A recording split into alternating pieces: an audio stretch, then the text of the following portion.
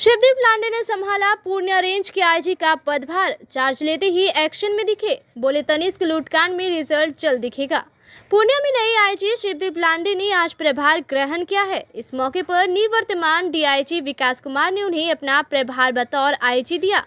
इस दौरान पूर्णिया पहुंचने पर शिवदीप लांडे का भव्य स्वागत किया गया एवं गार्ड ऑफ ऑनर की सलामी दी गई।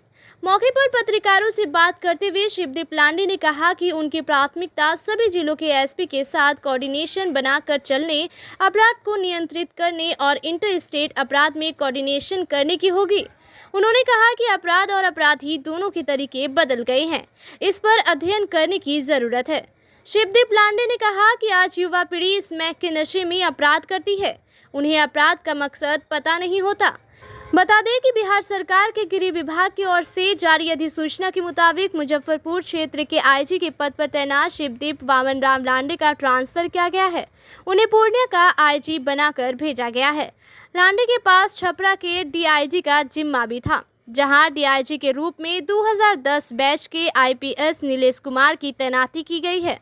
नंदन क्लिनिक में शिशु रोग स्पेशलिस्ट डॉक्टर हरिनंदन राय एमबीबीएस एमडी पीईडी शिशु में बीमारी pneumonia, diarrhoea, fever, typhoid fever, dengue fever, malaria fever, खांसी सभी प्रकार का इलाज किया जाता है। बीमारी से बचने के लिए polio, diphtheria, tetanus, hepatitis B, कुकर खांसी, निमोनिया टीका दिया जाता है। नंदन क्लिनिक का पता NH 31 road, Gulab Bagh, Purnia. Contact number 9905265822। हाँ, जो शासन द्वारा जो निर्णय लिया गया है और मुझे यहाँ पे नियुक्ति की गई है पुलिस महानिरीक्षक के तौर पे, तो उसी का चार्ज लेने आया था। और मुझे काफ़ी खुशी इसलिए भी है कि मैं विकास जी से चार्ज ले रहा हूँ। विकास जी मेरे साथ में एएसपी थे वहाँ पे फारबिसगंज में, जब मैं अररिया का एसपी था, और काफ़ी पुरानी यादें यहाँ पे ताज़ा हो गई। काफ़ी अच्छा अधिकारी थे और मुझे तो कोई डाउट नहीं कि इन्होंने प्रशासन और सब कुछ अच्छे से संभाला होगा, बस उसी को आगे कैरी ऑन करना है मुझे।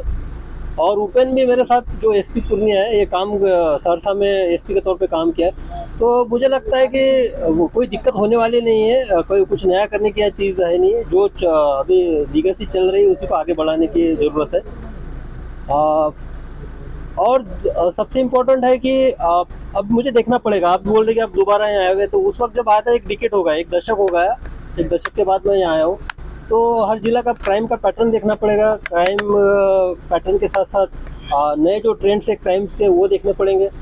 कुछ नए क्रिमिनल्स के गैंग्स कुछ यहाँ पे आए क्या, वो देखने पड़ेंगे। तो अब डिस्ट्रिक्ट वाइज में जाऊँगा और वहाँ पे मीटिंग के बाद सारी चीज़ें क्लियर हो जाएगी। कटिहार के एसपी जितेंद्र भी आया है साथ में, उससे भी डिस्कस हो रहा था स्पेशली दियारा के इशू के बारे में, और जो वहाँ पे लास्ट ईयर कुछ घटनाएं हो गई उस संबंध में। तो समय के साथ सारी चीज़ें होगी। आपको कुछ सवाल है तो पूछ सकते हैं। सर, आपकी कार्यशैली से कुछ अलग रही है, आगे क्या प्रायोरिटी होगी? नहीं, मैं हमेशा जो संस्था होती है हमारी, एक संस्था का जो एक पिरामिड होता है, हायरार्की जो होती है, उसमें बिलीव करता हूँ। और एसपी की जो एक है, पुलिस अधीक्षक एक संस्था है, एसडीपीओ भी एक संस्था है, थाना का जो थानेदार होता है वो भी एक संस्था है। तो हमेशा मेरा फोकस रहा है कि उस संस्था को स्ट्रेंथन करना, उसको ताकत देना। तो जो मेन जिला का काम जो crime control and law and order का है, वो एसपी के जिम्मे रहता है। तो मेरी यहाँ पे ये भूमिका रहेगी कि मैं एसपी के साथ खड़ा दिखूँ, उनको गाइडेंस दूँ, और एक अभिभावक की तरह उसको जो दिशा निर्देश है उसके अकॉर्डिंग उसको समय समय पे अवगत कराऊँ। और कुछ ऐसा इशू होता है कि जो इंटर स्टेट या इंटर डिस्ट्रिक्ट से रिलेटेड है, तो उसमें कोऑर्डिनेशन के तौर पे काम करूँ। ये इंटरनेशनल बॉर्डर भी है नहीं, मैं अररिया में एसपी के तौर पे था, तो मुझे काफ़ी अच्छा एक्सपीरियंस है। और सहरसा में भी मैं डीआईजी के तौर पे काम किया था, तब भी सुपौल बॉर्डर का था। तो मेरे लिए नेपाल, अभी भी मैं जहाँ से आया हूँ मुजफ्फरपुर से, वहाँ पे सीतामढ़ी का बॉर्डर था, 95 किलोमीटर था। तो मेरे लिए नई बात नहीं है, लेकिन अभी देखना पड़ेगा कि बहुत सारे जो टाइम एंड जो समय के साथ बहुत सारे बदलाव हुए हैं, तो उसको भी देखते हैं यहाँ पे। सर, आखिरी सवाल है कि आप जहाँ भी रहे, अपराध और अपराधी दोनों आपका नाम सुनते ही खतर कांपते थे, वो एक्शन मोड दिखाई देगा यहाँ पे? नहीं, एक्शन मोड वगैरह नहीं होता है। हर कोई अपना फर्ज निभाता है। फर्ज निभाने का आप लोगों का वो तरीका है कि आप उसको कैसे लेते हैं। तो बस ये आप लोगों की छवि गढ़ने का एक तरीका होता है। बाकी तो हर कोई पुलिस वाला वो अपना ड्यूटी निभाता है, अपना कर्तव्य करता है, उसमें कोई नहीं। छोटे छोटे बच्चे स्मैक के शिकार हो रहे हैं। हाँ, ये काफ़ी अच्छा सवाल आपने पूछा है। मैं मुंबई में डेपुटेशन पे गया था, तो एंटी नार्कोटिक सेल का इंचार्ज था वहाँ पे। बाद में ATS में भी मैंने काम किया वहाँ पे। तो ड्रग का वहाँ पे सीनियरों कुछ डिफरेंट था।